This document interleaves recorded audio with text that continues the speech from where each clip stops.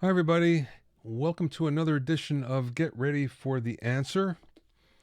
I'm Bobby Owsinski. I'm a producer, author, blogger, podcaster, and a bunch of other things I can't think of right now.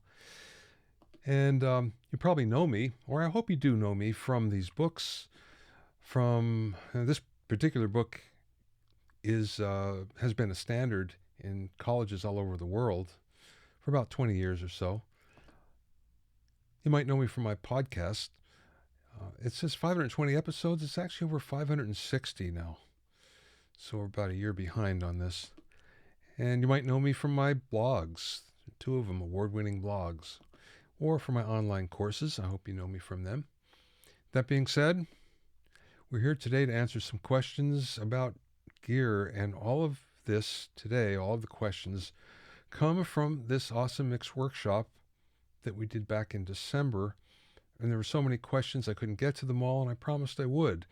So here we are today, and we're going to talk specifically about audio gear. There aren't that many questions on this today, so this will be a fast one, but that's okay. I think you'll like it. So let's get started. From PT, what reasonably priced monitors do you recommend? I currently have 60-watt powered Yamaha MSP5s. Okay, so first of all, I only know my monitors. I don't listen to monitors a lot. If I go to another studio, maybe there's some there that I'll hear, but it might be the same ones. So, for instance, I have Amphion monitors.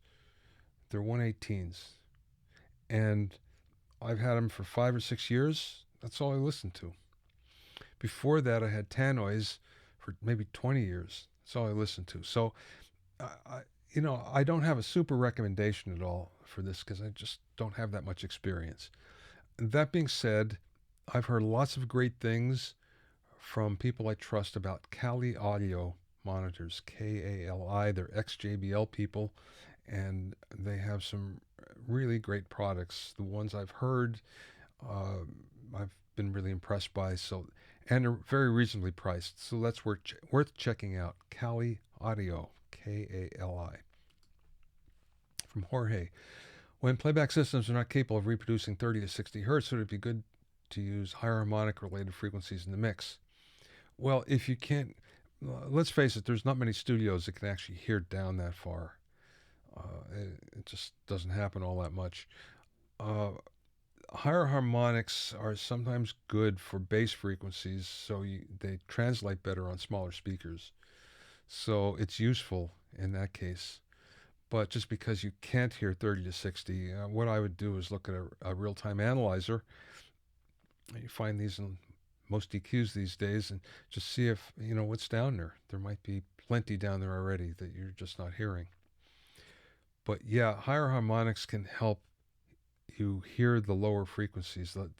Whatever mix element that has low frequency fundamentals, it does help you hear it more on smaller speakers. From Andrew, are the Audio-Technica MX50 headphones sufficient for mixing and mastering? I got a pair right here. And actually, I have 9 pairs of headphones that are all different on my wall. And all of them are more expensive than the MX50s, and I find myself using the MX50s all the time anyway. So, yeah, I would say they'll work for you. That being said, you really have to, you really need something else besides that. So you'll need a room simulation program. SonarWorks, Abbey Road Studio 3 from Waves is one of my favorites. One of those things, and that will help you immensely. From Philip, how crucial is treating your room? Can you still mix in an environment that has poor acoustic treatment? Well, just remember the old adage, you can't mix it if you can't hear it. So if you can't hear it well, you know, things that you're just not going to balance well and hear well. People are always surprised when they get into a good room, what they can hear. And this is like when you go to especially mastering session, and all those rooms are precision. And all of a sudden you're going, gee, that's the first time I heard that. But is it possible? Yes. First of all, you can fix your environment for not that much money, a couple $100, and you can really improve your playback environment a lot. I have a video on this, how to improve the sound of your room for $150 or less. Just do a search on YouTube, and that will tell you all you need to know to get started. It won't give you isolation, but it will help your playback environment. Now, that said, if you know your speakers really well, it's possible that you can get by in any environment and make it work. But you have to know your speakers and the environment extremely well and have lots of experience with it for this to happen. But it is possible. Okay, I use Logic to mix in the box. Is there a reason the sound coming into a DAW sounds a bit thin compared to a physical console? Yeah, the preamps aren't as good. The analog electronics, just think about it. The typical preamp might have $500 worth of parts, and this is either an outboard preamp or one in a console, and you probably have in your interface, it might be less than $1 worth of parts. So yeah, that's why you just don't have as good a signal path, analog signal path. From Paul, what's your favorite preamp for vocals? Well, my favorite preamps in general are API. I grew up first in the studio on MCIs, which an old brand nobody remembers too much about anymore, and then API. And API, they always sounded fantastic to me, and they still do. So 312 or 512 preamp, I can make it work really well on just about anything. That being said, any good high-end preamp, can work. And sometimes there's a magic combination between a microphone and a preamp and a vocal. So when you find that, you should keep using it. From James, if I do have a good audio interface like an Apollo, does it make sense to buy an extra external converter? Generally not. I would say you're better off to buy better speakers. Fix the acoustics of your room first, because you might buy a better converter and not hear much of a difference. But you will hear a difference with speakers, with fixing your environment, your playback environment, acoustic environment. Also, you might want to invest in an outboard preamp, microphone preamp. That can be very helpful, and that could give you an instant increase in fidelity of your recordings. Okay, from Katie, thoughts on loudspeakers. He recommends on near fields less than 1K as modeling speakers. Well, again, it's the same thing as before. I don't listen to a lot of them, so I can't really tell you. But what I can say is it's worth checking out the Kali Audio, K-A-L-I, Kali Audio, because they're very reasonable. They're ex-JBL people, and they make some good stuff for the money. From Marcus, how can I bypass the preamp of my interface because my hardware pre is much better? Well, if you have one on your interface, plug into the line input, and depending on the interface, it might bypass it completely. In some cases it doesn't. But and then there may be a separate setting that says line input, and sometimes that will bypass most of the preamp as well. At the very least, it's going to turn it down a lot. So just keep on looking for line input. That's what you want.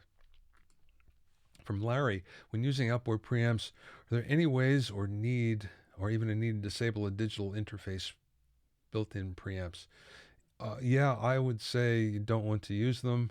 Use the line input. So again, that just as a previous question, line input is your friend for outboard preamps. From Paul, talk to us about your room treatment diffusers in the wall behind you. Yeah, you can see these.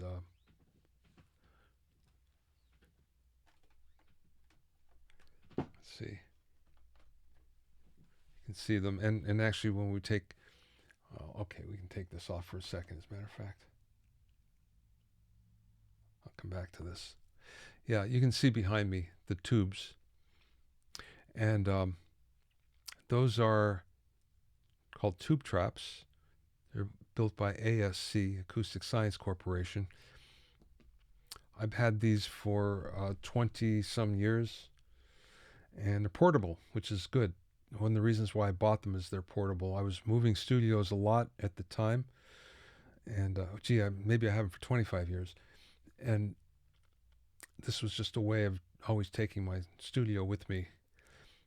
They're expensive, but they're at the same time an absorber and a diffuser, which is very unusual. So I like them a lot. They do take up a lot of space, but other than that, they sound really good. From Eric, kind of a bogus question. I've cracked slate plugins. Shame on you. Would this affect them if I get VSX? I can't tell you for sure. It might. It might. I'll tell you one thing. When next time you upgrade your computer, that might change things, because they might not be available for the upgrade. So when your operating system changes, that could crack the crack. I know it's bad to have them crack, but right now I'm barely surviving as it is with rent being high. Yeah, no, I understand. Got to do what you do, but just remember that it might stop you from doing any upgrades in your computer, updates on your computer. From Lancelot, how important is gear? With today's digital platforms and plugins, is it possible to create sounds that sound professional with the minimalist studio using what you can afford? Yeah, it certainly is. A few years ago, someone sent me a fantastic sounding recording to critique, and I asked about it because it really sounded exceptional. And it was somebody that had just entry-level gear and using an SM58 microphone. That's all they had. But again, it's if you can hear things well, if you use reference tracks, if you are very meticulous about your recording, yeah, you can do it. But you have to meet those criteria for sure. Probably a few more too. From Hussein, can you explain the benefits of upgrading an interface like Apollo Twin or equivalent? Well, currently I've been making a Focusrite solo work. Yeah, so here's the deal.